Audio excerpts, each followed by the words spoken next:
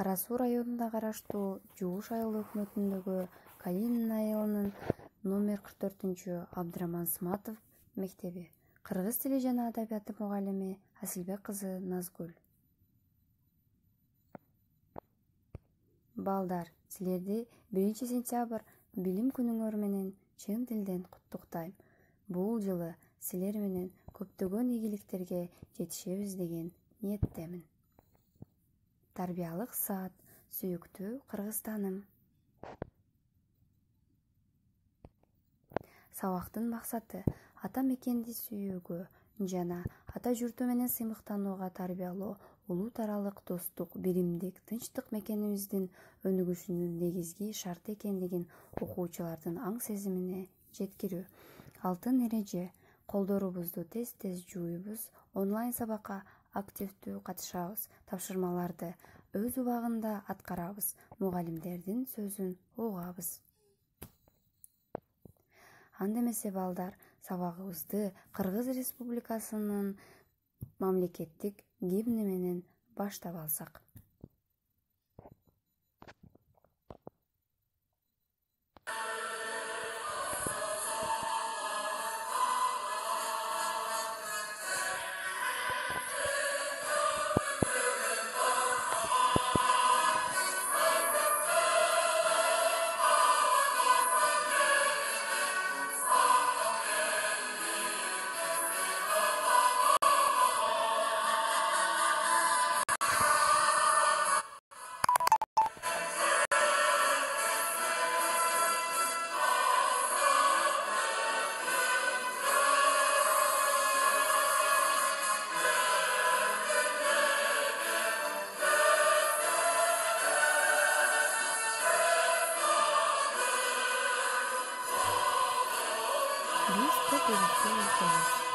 Биздин Кыргызстанда 80 миллиондуктун өкүлдөрү жашайт.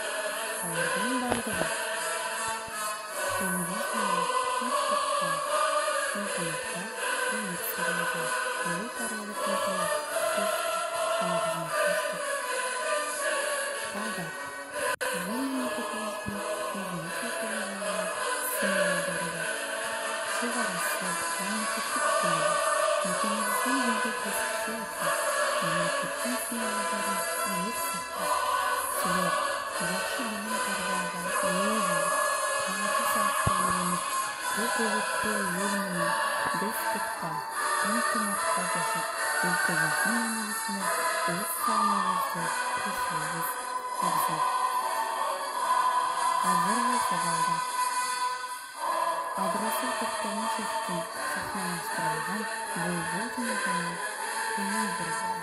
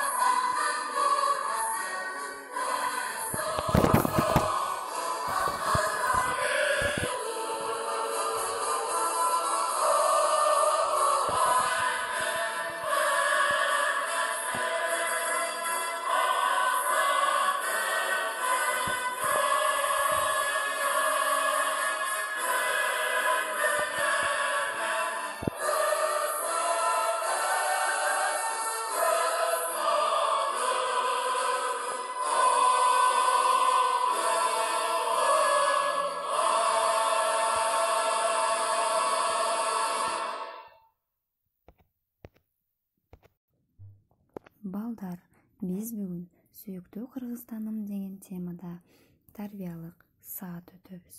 Мекенди сүйүү, анын жаратылышы, символдору, улут аралык достук, окуудагы ийгилик, тартип, тарбия тууралуу ой бөлүшөбүз. Кыргызстан тоолуу өлкө болгондуктан Кыргызстандын көпчүлүк бөлүгүн тоолор ээлейт. Ата журтум, тууган элим, мекеним, жан кубатым, сүйгөн жерим, секетим, тоо ташыңдын, турпагыңдын, сууңдун мен көрбөдүм, пайдасы жок бекерин деп Алыкул Осмонов айткандай, ата журтту, мекенди сүйүү жана коргоо биздин милдет. Биздин өлкө көп улуттуу өлкө. Анда 80ден ашуун улуттун өкүлдөрү жашайт. Алардын баардыгы улут аралык ынтымакта, достукта жана кызматташтыкта. Биздин өлкөнүн, мамлекетибиздин өзүнүн мамлекеттик символдору, конституциясы, чек арасы, мамлекеттик тили бар. Мекенибиздин гүлдөп өсүшү үчүн мамлекеттин символдорун ыйык сактап, силер жакшы билим, тарбияга ээ болуп, каада салтты үйрөнүп, көп улуттуу эл менен достукта, ынтымакта жашап, өлкөбүздүн өнүгүшүнө өз салымыбызды кошуубуз абзел. Азыр болсо Адырасул Токтомушевдин «Булбул» аттуу сахналаштырылган жомогуна көңүл бурсун.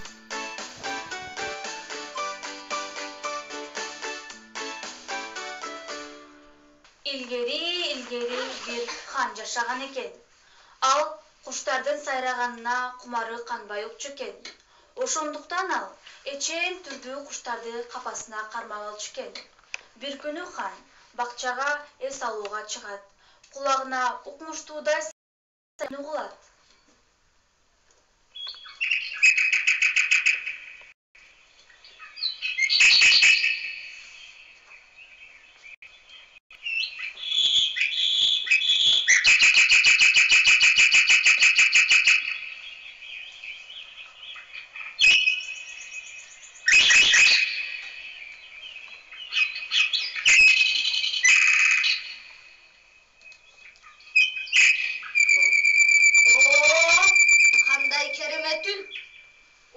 Черин жазылат. Бул керемет үндү булбулду карматып, үнүн уккусу келет. Өзүнчө кыялга батат. Кой, эмнеси болсо да бул кушту карматайын. Жигиттер, анарым, сайрап жаткан куштун үнүн уктуңарбы? Уктук. Бүгүндөн калтырбай кармап келесиңер. Жөнөгүлө.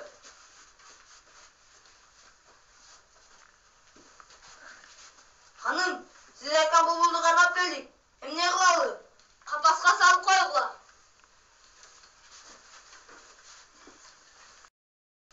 Хандын сарайы, анын ичиндеги буюмдардын бардыгы алтын менен жасалып, кооздолгондуктан баягы булбулга да алтындан капас жасаттырат. Ичине аппак мамык менен жибектен уя салдырат. Эң сонун кооз идиштерге булбул жей турган түркүн жемди койдурат. Мындайга булбул көнбөгөн, колдон тамак жебеген, оодо учуп эркинче тор капасты көрбөгөн. Ошондон бул сайрабайт, эки көзү жайнабайт, жебейт берген тамакты тумшугу менен майдалайт. Ошентип булбул мындай жаңы шартка көнбөйт, көп убакытка чейин сайрабай коет. Бир күнү хан жалгыз отурганда булбул укмуштуудай кубулчутуп сайрап келет. Ал сүйүнүп, көңүл коюп угуп калат. Көрсө, хан куштардын тилин түшүнгөн киши экен. Булбулдун эмне деп сайрап жатканын билгиси келип, тыңшап отура берет. Угуп отурса, ал минтип сайраган экен. Кайран алтын уямай, кайрылып сени көрөмбү? Кайрылып көрбөй өзүңдү, капаста жатып өлөмбү? Торкодон салган уямай, толгонуп кайра көрөмбү? Толгонуп көрбөй өзүңдү, жатып өлөмбү? Булбулдун бул муңдуу сайрашынан таң калат. Мен жасаткан алтын капас жибек мамык жакпаса өзүнүн уясы бир укмуш болсо керек. Ошол уя кандай билейинчи? Эй жигиттер, ханым, булбулду капастан бошотуп жибергиле. Бирок кай жерге барганын, уясы кандай экенин көрүп келгиле. Жарайт ханым.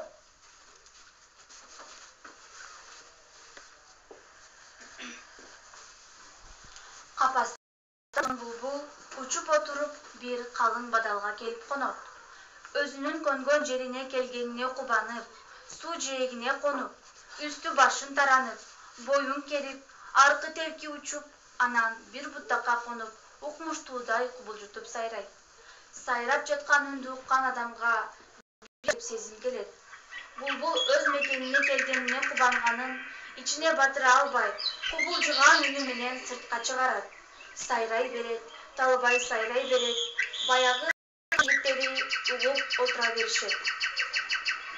Моокуму канган соң карагайдын бооруна, чөп жардан жасалган уясына кирип, рахаттанып жата кетет. Ой, бул эмне деген уя? Чын эле алтын уя жакпаса, уя укмуш деп ойлогом. Кой кеттик, ханга дагы жетели. Булбулдун уясын уксатан калат, кеттик жүрү.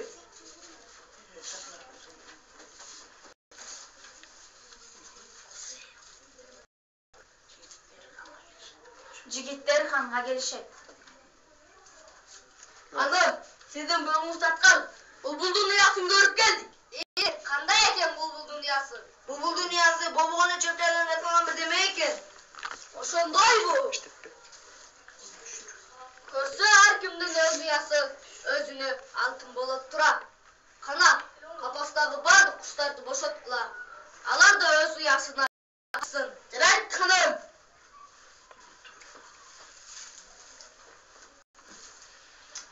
Ырларың лайымлансın, уккандарың кып-кубансın, биргесин эл менен түбөлү кубанчын.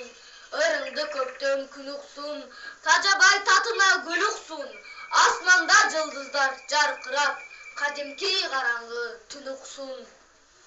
Уча бер булбулум, уча бер.